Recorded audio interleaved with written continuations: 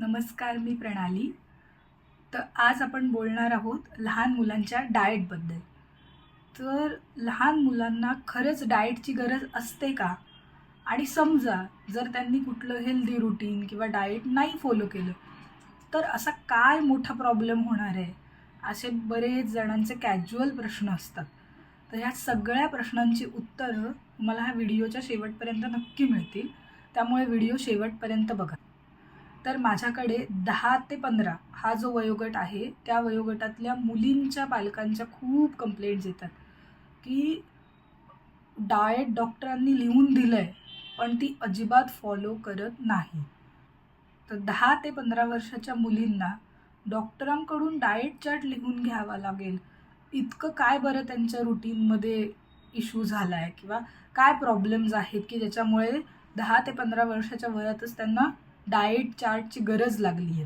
तर weakness and fatigue, even nausea अशा complaints आहेत ड्युरिंग पिरियड्स.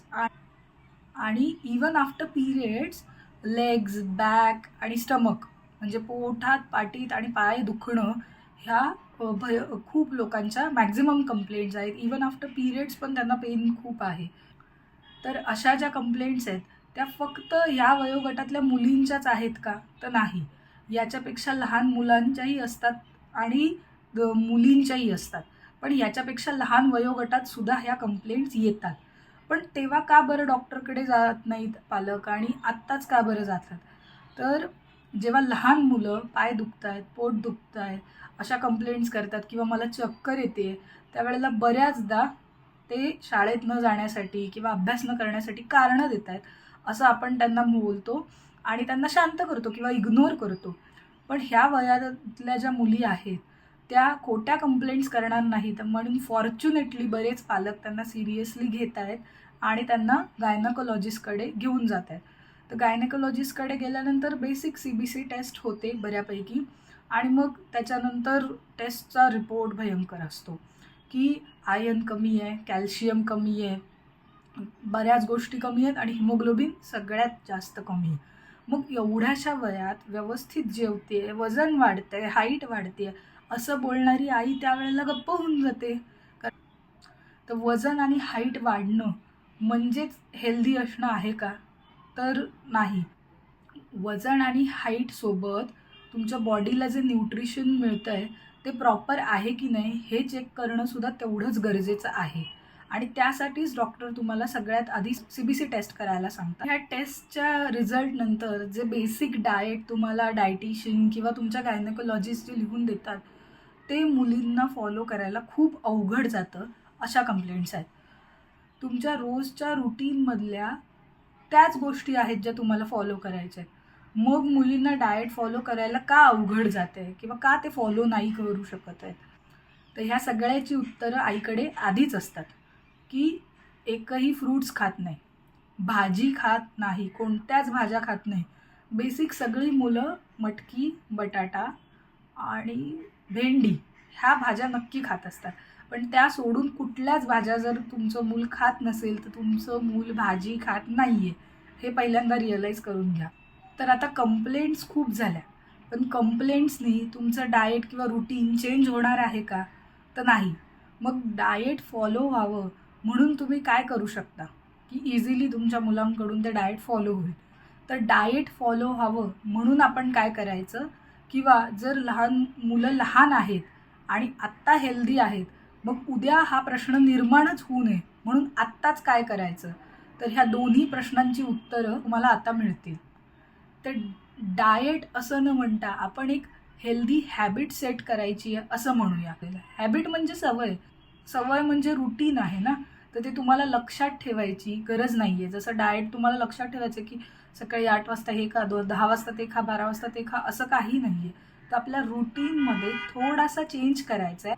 तर ह्या हेल्दी हॅबिट्समध्ये काही गोष्टी येतात की ज्या आपण पूर्णपणे अवॉइड करायच्या आहेत किंवा मॅक्झिमम ट्राय टू अवॉइड करूया आपण, आणि काही गोष्टी आहेत त्या थोड्याशा ॲड करायच्या आहेत. एवढं सोपं आहे. तर काय डोंट्स आहेत आणि काय डूज आहेत ते आपण आता बघूया. First is chips. चिप्स म्हणजे फक्त चिप्स इन्क्लुडेड नाही आहेत ह्या कॅटेगरीमध्ये. तर तुमचे पॅकेट नूडल किंवा पॅकेट फॉर्ममध्ये किंवा रेडी टू कुक फॉर्ममध्ये जे पण तुम्ही मटेरियल घेऊन येत आहे आणि जे 2 मिनिट्स 5 मिनिट्समध्ये तुम्ही पॅकेटमधला कंटेंट बॉईल करून बनवताय. तर असे सगळे जे पॅकेट फॉर्ममधले जे स्नॅक्स आहेत ते सगळे आपण ह्या चिप्स सेक्शनमधून अवॉइड करायचे आहेत. आणि second thing is chocolates, biscuit किंवा शुगरी हेल्थ ड्रिंक्स हे अवॉइड करायचे. म्हणजे शुगरी हेल्थ ड्रिंक्स म्हणजे सो कॉल्ड दुधाची शक्ती वाढवणारे जे ड्रिंक्स आहेत ते. मग ह्याच्यामध्ये जर तुम्ही चॉकलेट, बिस्किट आणि शुगरी हेल्थ ड्रिंक्स जर अवॉइड केले तर तुमची एक्सेस शुगर आपोआप अवॉइड होणार आहे किंवा निग्लेक्ट होणार आहे. तर आणि सगळ्यात महत्त्वाचा पॉईंट म्हणजे तुमचे जॅम्स, सॉसेस, केचप आणि मेयोनीज. तर बरेच जण आहेत जे होम कुक फूड प्रेफर करतात, पण जॅम, सॉस, केचप हे खूप प्रमाणात खाल्लं जातं. तर काय होतं की बऱ्याचदा आम्ही बाहेरचं काहीच देत नाही, मग हेल्दी रुटीन का नाही आहे किंवा हेल्थ इश्यूज का येत आहेत. तर त्याचं उत्तर ह्या थर्ड सेक्शनमध्ये आहे की जॅम, सॉस आणि केचप आणि मायो हे खूप भयंकर प्रमाणात मुलं खात आहेत. तर तुम्हाला वाटतं की ह्या तोंडी लावण्याच्या गोष्टी आहेत, पण क्वांटिटी जेव्हा मुलं खात आहेत ती जास्त आहे. कारण सुरुवातीला चपाती खात नाही किंवा पोळी खात नाही म्हणून 2 चमचे दिला जाणारा केचप मुलं नंतर हळूहळू केचपची क्वांटिटी वाढवून पोळीची क्वांटिटी कमी करतात आणि त्यामुळे हेल्थ इश्यूज क्रिएट होतात. 1 वाटी डाळ आणि 1 वाटी भाजी हे आपण मेक शुअर केलंच पाहिजे पर डे. आता एवढ्या सगळ्या गोष्टी नाही नाही नाही म्हटलं आहे तर मग ह्या गोष्टींच्या मुलांना सवयी आहेत. तर मग त्या सवयी घालवण्यासाठी त्याचे ऑल्टरनेटिव्ज जे आहेत ते तुम्ही यूज करू शकता, सो दॅट तुम्हाला एक हेल्दी लाईफस्टाईल मेंटेन करायला इझी जाईल. तर कोणते हेल्दी ऑल्टरनेटिव्ज आपण यूज करू शकतो? तर चिप्सला अल्टरनेटिव्ह म्हणून आपण चिवडा, भडंग किंवा होममेड सीड्स किंवा दिवाळीचे जे पदार्थ आहेत ते तुम्ही एखादा पदार्थ घरी बनवा आणि तो मुलं स्नॅकिंगचा ऑप्शन म्हणून यूज करू शकतात. तर आत्ता जे जेनझीज आहेत ना ते चिवड्याच्या ऐवजी ट्रेल मिक्स खूप प्रेफर करतात.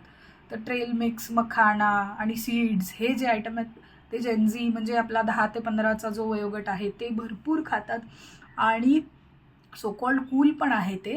तर त्याच्या रेसिपीज तुम्हाला इझिली मिळून जातील आणि त्या तुम्ही इनकॉर्पोरेट करू शकता चिप्सच्या ऐवजी. ते सेकंड इज चॉकलेट्स, बिस्किट्स आणि हेल्थ ड्रिंक्स. तर त्याला ऑप्शन म्हणून तुम्ही चॉकलेटला ऑल्टरनेटिव्ह म्हणून डार्क चॉकलेट यूज करा. एक तर डार्क असल्यामुळे थोडंसं कडवट आहे आणि क्वांटिटी कमी घेतली जाईल. आणि नॉर्मल चॉकलेटमध्ये जो शुगर कंटेंट आहे त्याच्याऐवजी डार्क चॉकलेट हे हेल्दी आहे आणि होममेड किंवा शुगर फ्री चॉकलेट जर तुम्ही ऑल्टरनेटिव्ह म्हणून यूज केलेत तर तुम्हाला ते बेनिफिशियल होतील. आणि जे नॉर्मल शुगरवाले स्वीटनर आहेत त्याच्याऐवजी तुम्ही डेट बेस्ड किंवा जॅगरी पावडर किंवा खारीक पावडर आहे हे अल्टरनेटिव्ह तुम्ही यूज करू शकता. आता राहिला सेक्शन मेन जो आपला आहे जॅम, सॉसेस, केचप आणि मायोज. तर त्यांच्यासाठी आपण काय करायचं आहे?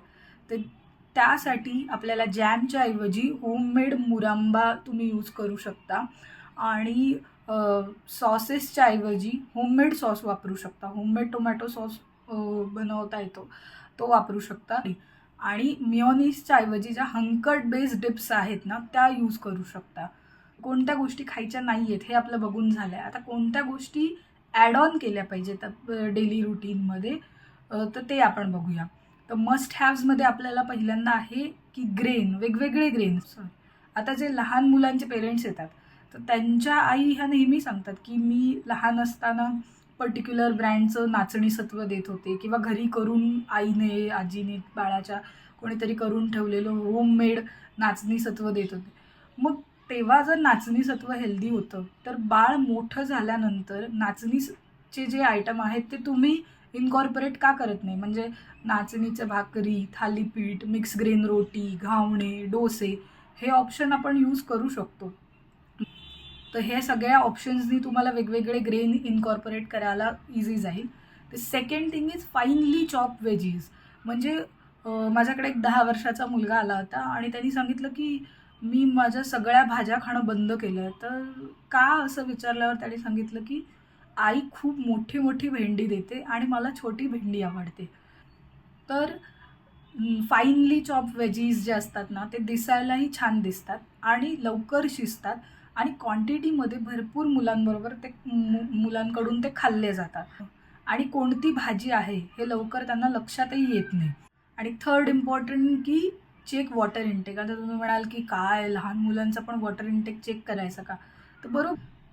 तर पाणी भरताना आपण एक छोटीशी एक्सरसाइज फक्त वाढवायची आहे की प्रत्येकाच्या नावाच्या वेगवेगळ्या बॉटल्स त्याने भरून ठेवायच्या. तर याच्यावरून आपलं मूल किती पाणी पितंय हे आपल्याला रिअलाईज होईल. आणि ह्या सगळ्यामध्ये मोठी हेल्प जर आपल्याला कशातून होऊ शकते तर ते म्हणजे होममेड ह्या सेक्शनमधून. जर होममेड इज लाईक वेपन. तर कसं, तर तुम्ही जे जे जंक मुलांना आवडतं तर ते जंक फूड घरी बनवा.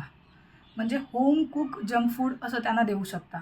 एक तर तो हेल्दी ऑल्टरनेटिव्ह राहील आणि तुम्ही त्याच्यामध्ये खूप साऱ्या भाज्या आणि फ्रूट्स वगैरे सगळं हाईड करून मुलांना देऊ शकता आणि ती लोकं ते आनंदाने एन्जॉय करणार आहेत. त्यामुळे जर जंक फूड मुलांच्या आवडीचं आहे तर जंक फूड आपण होममेड ठेवलं पाहिजे आणि हे खूप हेल्प करणार आहे तुम्हाला एक हेल्दी रुटीन एस्टॅब्लिशमेंट करण्यासाठी. तर व्हिडिओच्या सुरुवातीला आपण 2 प्रश्न विचारले होते की लहान मुलांना डाएटची गरज आहे का? आणि समजा जर त्यांनी ते नाही फॉलो केलं तर काय प्रॉब्लेम्स होऊ शकतात? किंवा जर फॉलो केलं तर काय फायदा होईल? तर ह्या प्रश्नाचं उत्तर असं आहे की ड्युरिंग किमोथेरपी मला त्याने 0 मैदा, 0 sugar, 0 packet food, 0 packet drinks किंवा 0 आउटसाईड फूड रादर हे सगळं फॉलो केलं होतं आणि ते इझिली फॉलो झालं त्याच्याकडून.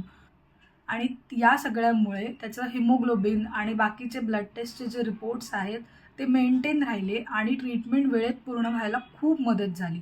त्यामुळे हेल्दी रुटीन असणं ही खूप मोठी गोष्ट आहे. त्यामुळे ती हेल्दी हॅबिट बनवण्यासाठी नक्की ट्राय करा. कारण आजचं डाएट म्हणजेच उद्याची हेल्थ आहे. थँक्यू.